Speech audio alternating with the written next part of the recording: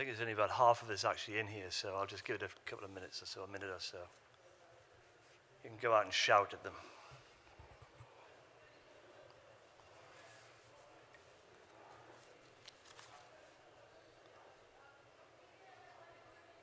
Oh.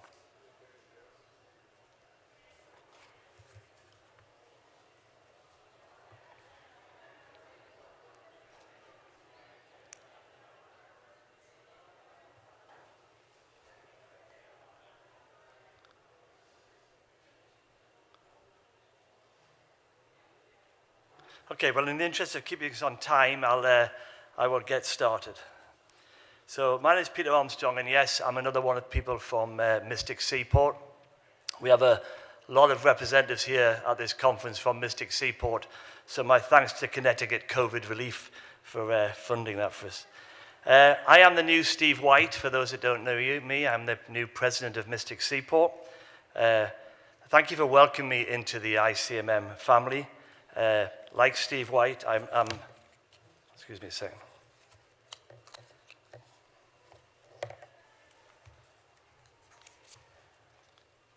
Get my speech right.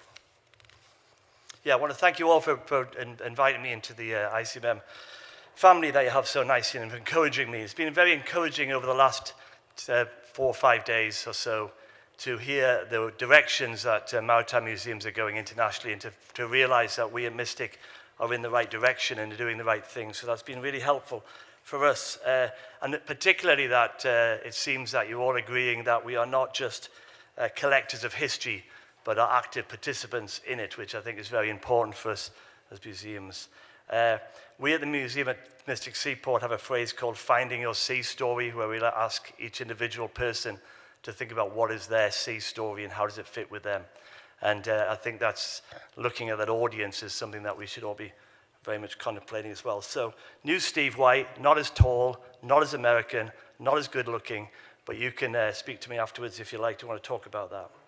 Now, these speakers I'm about to introduce, really the ones that talk the talk and walk the walk. I'm the kind of one that talks the talk, but these individuals are the ones that are kind of on the ground doing the work. So I hope you'll pay attention to their skills as well as to their presentations. So the first speaker is Hannah Cunliffe. Hannah's been director of the National Historic Ships of the UK since 2017, having previously worked for the organisation for 10 years. Prior to this, she ran a freelance maritime research and consultancy business, having completed a Master in Maritime History at the University of Greenwich. And in her spare time, she sails a 113-year-old yacht around the Solent with her young family. So, Hannah, if you're ready. Good morning, everyone. I'm Hannah Cunliffe, Director of National Historic Ships UK, and I'm delighted to be speaking about our recently published paper on climate change, although I'm sorry not to be there with you in person. This report was based on research carried out by an intern from the University of Oxford in the UK, as well as case studies put together by my team, and it can be downloaded from the resources page on our website. Before telling you more about our findings, I'd like to first briefly explain who we are and what we do for those of you who may not have already come across us before. We're a government-funded advisory body set up in 2006 with a wide remit, which includes providing independent advice on all matters relating to historic vessels across the UK, managing and maintaining the National Historic Ship Registers, helping regenerate and sustain the supporting skills and the infrastructure necessary to maintain and conserve these craft, and sharing best practice, connecting the sector and raising the profile of maritime heritage to new audiences. I just want to pick up on the national registers, which are very much at the heart of all that we do. These are a set of 5 databases which currently list over 1,700 vessels. So we have the National Register of Historic Vessels, and all craft which meet our basic criteria are eligible to join this database. We have the National Historic Fleet, that's a subset of the main register. It features around 200 vessels, which are the best surviving representatives of their type. The National Archive of Historic Vessels is for craft which have been lost, sunk or destroyed.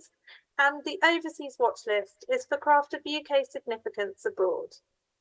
Finally, we have the UK Replica List, which helps us to keep an eye on traditional new builds and to categorise the skills that go into constructing them. Soon after we were set up, we realised that if the vessels on our register were to survive, we also needed to be looking at their supporting infrastructure and the skills that go into maintaining them. So in 2010, we established the ShipShape network to promote the regeneration of traditional maritime skills, encourage training, and bring together all those with an interest in ship conservation. So, as the umbrella body for our sector for maritime heritage, it fell to us to take the lead on the impact of climate change for historic vessels. And while significant scientific research has been carried out into the broader subject, we found limited information specific to the heritage that we work with. So we decided to run a project to collate the evidence and look at the likely impact of climate change when considered solely in relation to historic vessels. Since we only have 15 minutes today, I'm going to give you a brief overview of our findings, look at some of the impacts, as well as our recommendations for ways that historic vessels can be part of the solution. As food for thought, I've put a few extracts from our report on this slide. We all know that the UK government, like others, is committed to reducing carbon emissions to net zero by 2050. And at National Historic Ships, we fully support this target, having found that climate change poses the greatest current threat to the long-term survival of maritime heritage. It will shape how and why historic vessels are at risk, whether we like it or not. This is pretty daunting and something that can be difficult for us to understand. Our findings highlight issues such as increased temperatures, sea level rise, weather unpredictability, and environmental pollution as some of the likely key impacts. And I'm going to give you examples of the problems that these can bring, as well as looking at what we can do to combat the effects. So historic vessels are made of perishable materials such as timber, and they will therefore be significantly impacted by the predicted rise in temperatures, which will bring strain due to greater seasonal contrasts.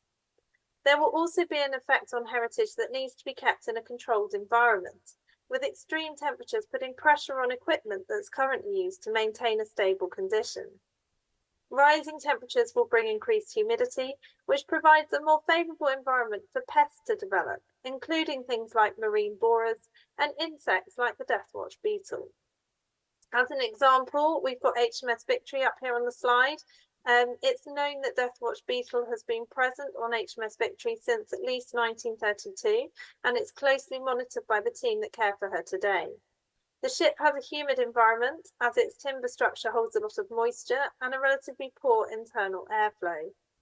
Environmental systems and dehumidification units can reduce the relative humidity. However, if temperatures increase, it will be harder to maintain controls such as this. Rising temperatures and prolonged periods of drought also bring a greater risk of fire.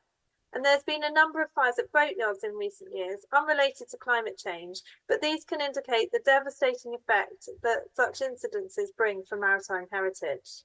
And the slide on the screen shows a fire at Platsay boatyard on the Thames last year, in which a Dunkirk little ship was sadly lost.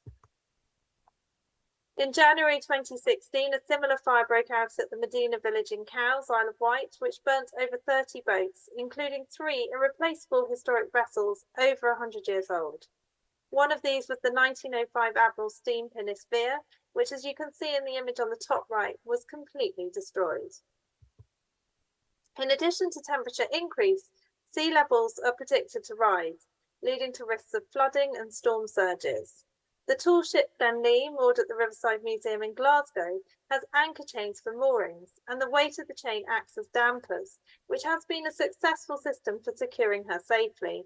However, in 2015, it was felt that her moorings should be increased because the team had noticed the winter storms seemed to be gaining in strength and frequency, with surges regularly 1 to 1.5 metres above predicted tides. Hence their decision to strengthen her spring lines. In March 2008, a high tide of 3 metres combined with a 1.1 metre storm surge saw water rise above the harbour wall and reach the square in the town of Yarmouth on the Isle of Wight. By 2050, the high water level is expected to have risen by 27 centimetres, which, if combined with a storm surge, would have a significant impact on coastal towns of this kind. And coastal erosion generally will have a knock-on effect for historic vessels, destroying moorings and infrastructure like slipways, dry docks and boatyards, which they rely on for maintenance. Flash flooding is another hazard, particularly for inland waterway craft or those on rivers and estuaries in the UK. In 2009, some areas of the Lake District received more than 400 millimetres of rain in a 72-hour period. The 1906-built steam-launched Shamrock was trapped in a boathouse she had inhabited for more than 30 years, crushing her cabin roof and causing severe damage. Buildings at the newly built Windermere Jetty Museum were designed specifically to make them robust in the face of climate change, particularly given their lakeside position. A crucial part of this is raising the building levels to withstand a 100-year flood scenario and creating a sheet pile wall at the lake edge. And the conservation workshop at the museum sits on the floodplain, and so the build materials have been picked based on their durability, as well as how easy it would be to source replacements. By contrast, we can also expect the opposite problem, as climate change can bring the potential for drought, as we've discovered this summer, with many UK counties setting a hosepipe ban. Back in June 2020, water in a selection of the Grand Union Canal was 18 inches lower than normal, and visitors actually reported fish gasping for air, which is likely to be a continued problem for canals and rivers in the years ahead. One of the main ways in which humans currently contribute to climate change is through the burning of fossil fuels, and the UK government has set a target to cease all coal-fired electricity generation by 2024. For historic vessels whose significance lies in their role as a coal-burning vessel, it could be difficult to comply with this. The Heritage Fuels Alliance is seeking an exemption to coal-burning legislation on the basis that there are tangible benefits to society from experiencing machinery in action. Yet even were an exemption to be granted, there are still going to be issues with supply, so historic vessels, along with other forms of mobile heritage, are looking at alternatives. Pollution of the marine environment is a major hazard for operational craft, with plastic pollution being potentially harmful as well as unsightly. Plastic is non-biodegradable, and research studies indicate around 70% of all litter in the ocean is made of it, with an estimated 14 million pieces of plastic entering UK canals and rivers annually. It can wrap around propellers or foul engines, as well as doing huge damage to the marine ecosystem. But actually, one form of environmental pollution can be directly linked to our sector, and that's the impact from over 8,500 shipwrecks worldwide, which, along with abandoned vessels, spread pollutants into the water and surrounding areas. So thinking about these issues makes the future look pretty bleak. It's important to also focus on what we can do to offset these and how we can protect historic vessels from some of the worst effects of climate change. On a positive note, our sector is very well placed to be part of the solution, and the second volume of our report focuses directly on this, giving recommendations for actions that historic vessels can take to mitigate and adapt to the threat. As a starting point, it can be as simple as recognising the problem and communicating it to others. Our Shipshape Southwest Hub, the SS Great Britain Trust, declared a climate emergency in 2019 to show that it acknowledges environmental breakdown based on scientific evidence. It's made many changes to its operations since, recruiting a ship's conservation engineer, setting up a sustainability working group, reducing its carbon footprint, introducing vegware into its cafe, bringing incentives for staff to reduce their own emissions, as well as encouraging visitors to think about their environmental impact. And at National Historic Ships, we already advise historic vessel owners to produce certain documentation, such as a conservation management plan.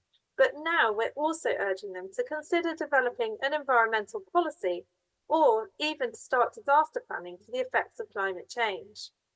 Future-proofing, avoiding maintenance backlogs, and thinking longer term will all help to ensure that the heritage assets in our care have the best chance of survival.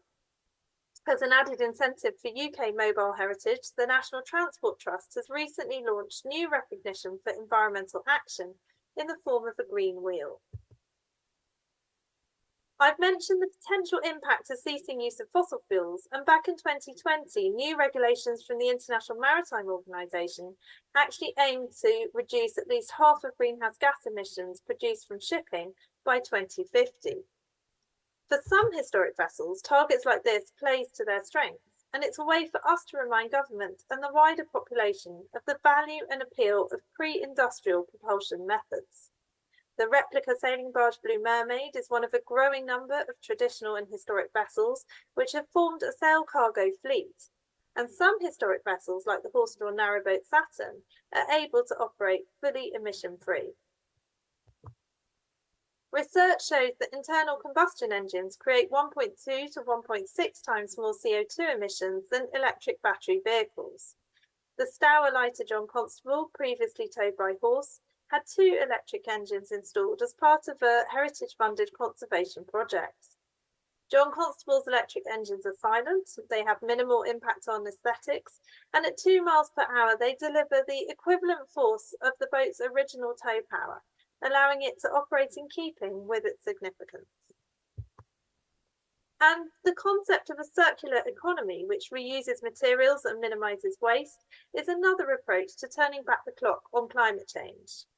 We can turn to traditional methods in our sector to help us apply sustainable techniques and reuse materials for building and conservation work.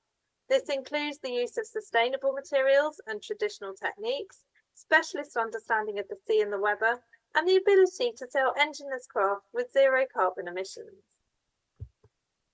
Historic vessels can help combat marine degradation and clean the environment by the use of non-invasive techniques, such as waste collection, rewilding the local area, or sustainable fishing. And in 2019, our Shipshape Southwest Hub, the liner barge CIC, created the Fair Shores project, which saw the barge used to collect litter from the shores of the River Tamar, with underprivileged families on board. Ocean literacy means educating people about the sea, what lives in it, what people do with it, and how we mutually affect each other.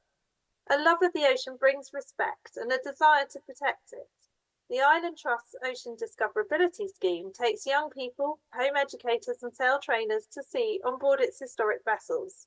They learn about sailing alongside touching, feeling and examining marine life in the water and on the seabed.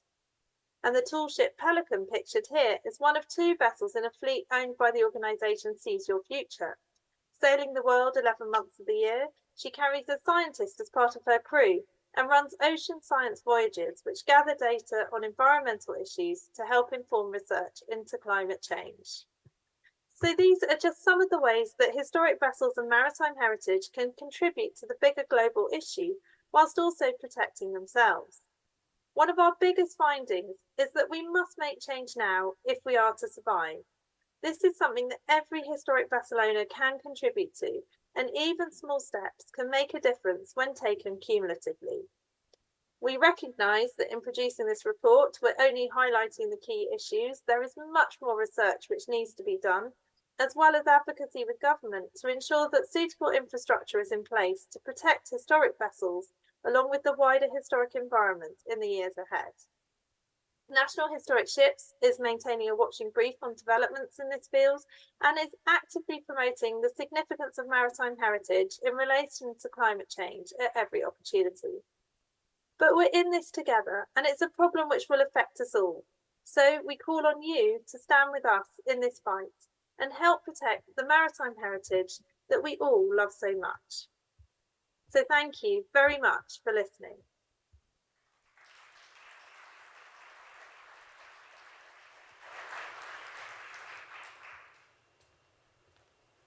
Thank you, Hannah. Unfortunately, Hannah's not available for questions, so we're going to move on to the next speaker.